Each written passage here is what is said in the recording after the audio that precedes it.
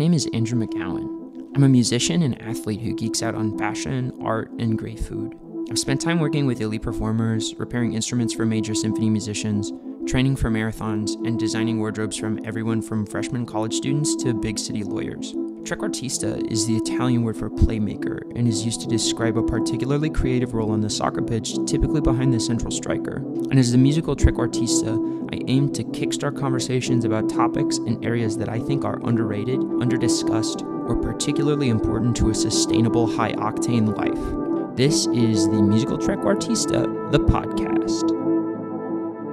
Good morning, everyone. So, I don't know if it's morning where you are, but it's morning where I am when I'm recording this. It's a whopping 10:33 a.m., so I just wanted to wish you good morning, but if it's afternoon or evening, good afternoon or good evening. This is the first episode of the podcast. It's so exciting. So the whole goal of this originally was to do like an audio version of the blog because like who got the time to read things? But I figured that we could easily contort this into like audio blog podcast hybrid, which is kind of the idea.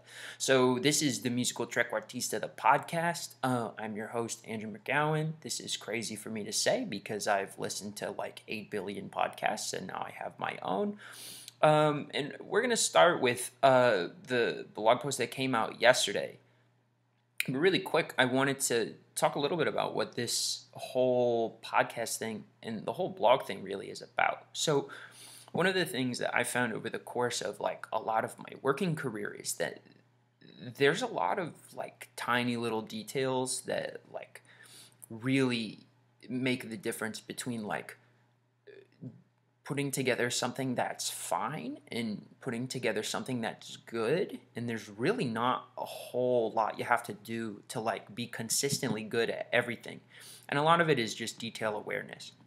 And so there's a lot of things that I have spent a lot of time looking at the details for that I just want to share with everybody. And so a lot of that is like in the fashion and nutrition and fitness stuff, but there's a lot of thoughts I have about music also that I wanted to share with y'all, and eventually I'm hoping to get some guests on the podcast so we can listen to them talk about like some of the detail stuff of their work, which would be really, really exciting. And so today I wanted to start on the blog post from yesterday, which would have been my post on June 15th about non-negotiables. And so this isn't going to be just like an audio book of the blog post because like how boring would that be?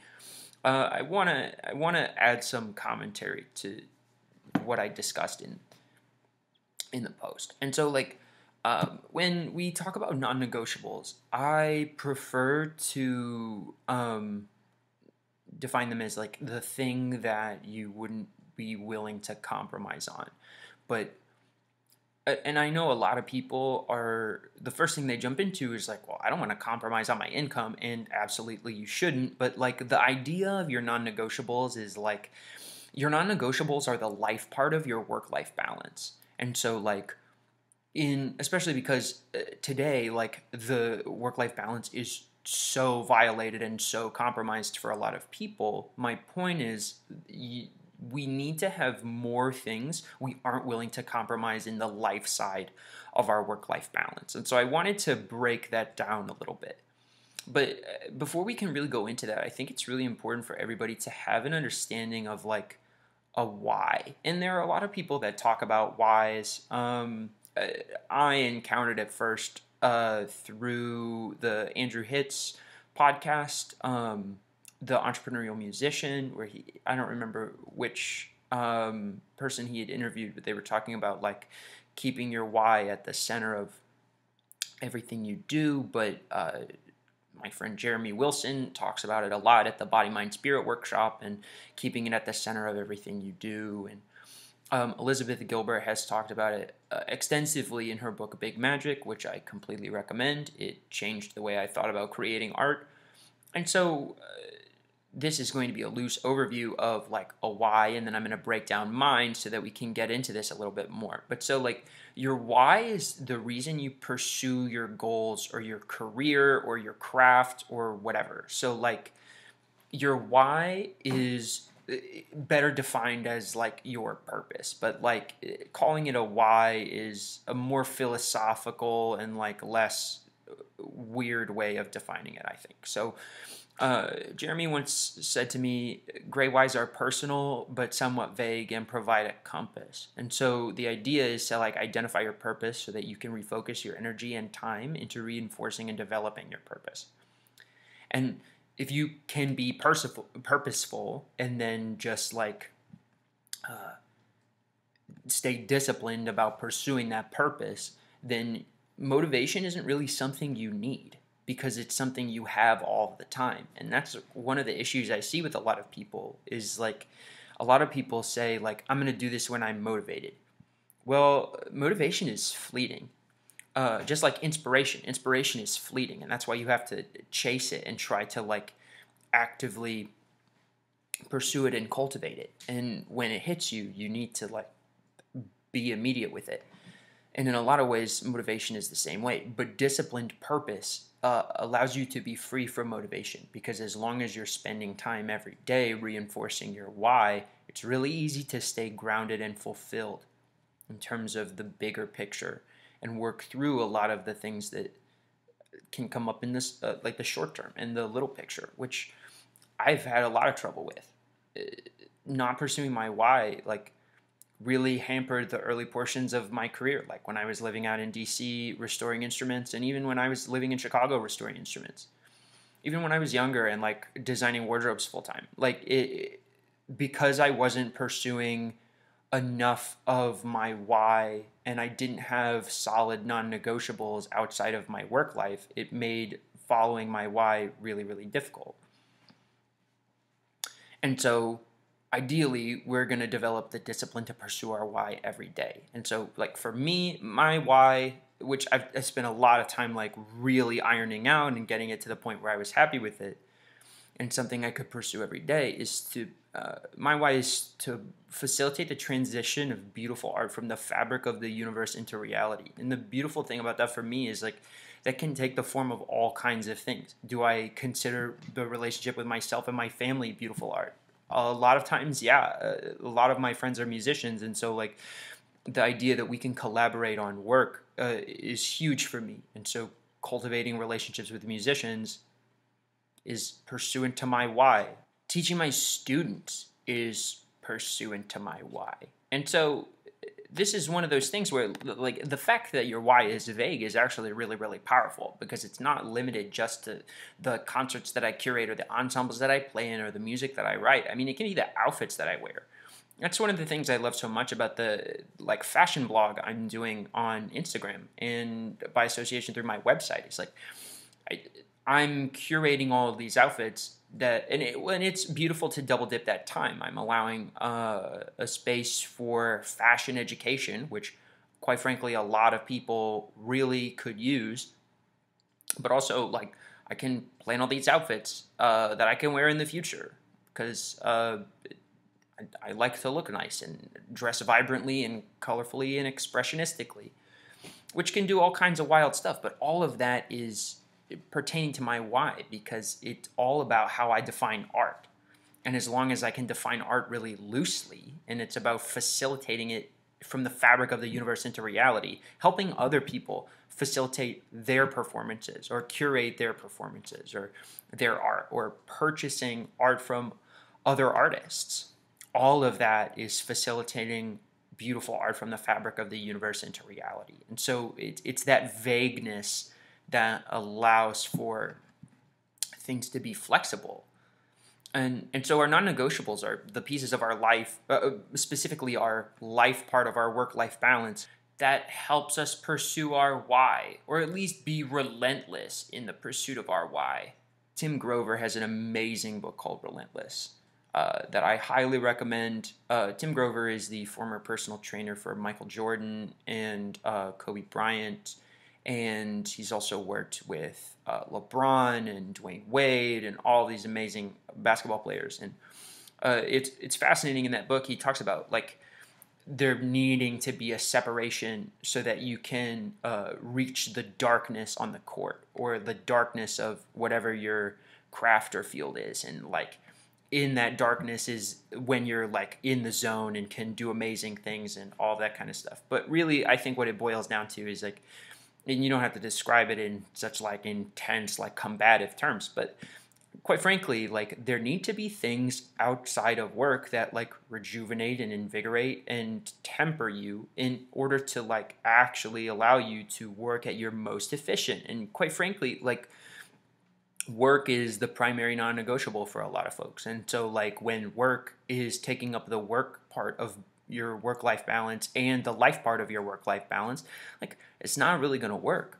There's and you see this a lot in the US. Like there's such a culture of overworking that like when people retire, they have no idea what to do because they've defined themselves by their job for so long. And so quite frankly, it's much better if we're thinking about ourselves as human beings, because like if all you've done is work, ain't nobody want to hire you because you're a work robot. You're not a well-rounded, interesting person. And that's not saying that like you don't have the capacity to be, but like you have to develop that and you have to take time to develop that. And I find that the people that spend time developing that tend to succeed faster because they are able to be more efficient and more involved, more conscientious, and more present in their work part or their craft part or their art part or whatever the work part of your work-life balance is, as opposed to the life part.